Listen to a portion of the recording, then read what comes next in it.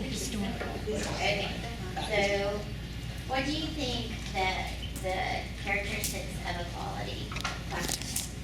I think students are present every day. I think students have a feeling of belonging and they buy into it. Yes, students must feel comfortable in the classroom where they work. I think students need to show up and have great attendance, but I think that they would if they had buy-in. Yes, I think they need ownership in their work.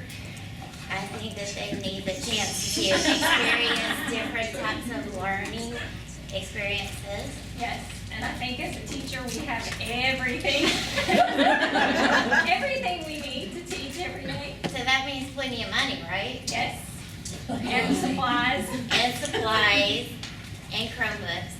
And non-annoying students. Yeah. I think that the students have to believe that they are respected and that they are valued and that they are safe. What about classroom setup? I think it's important not to have a prison row seating.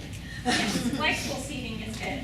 It is, but it has to be fluid. You have to be able to rearrange and move it for whatever you need to do.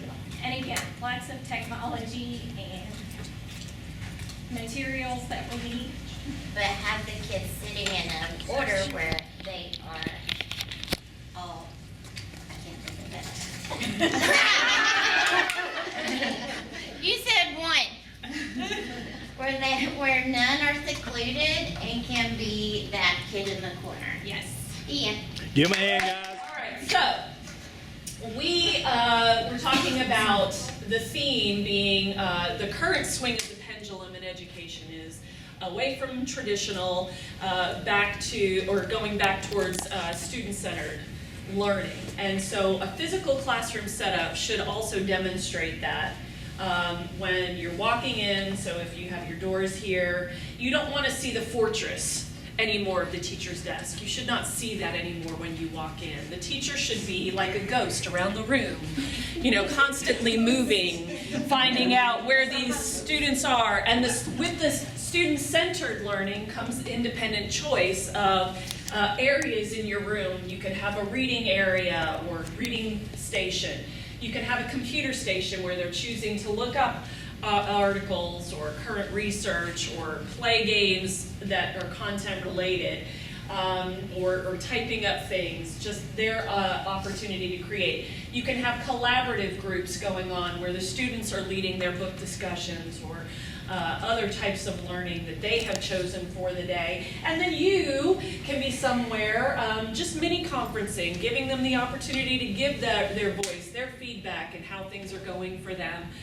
Whether you schedule it with them or not, giving them that opportunity to come to you and say, you know, this isn't really working, I didn't want to say anything the other day, I was embarrassed, but now I've got the opportunity, can you show me how to do that process again?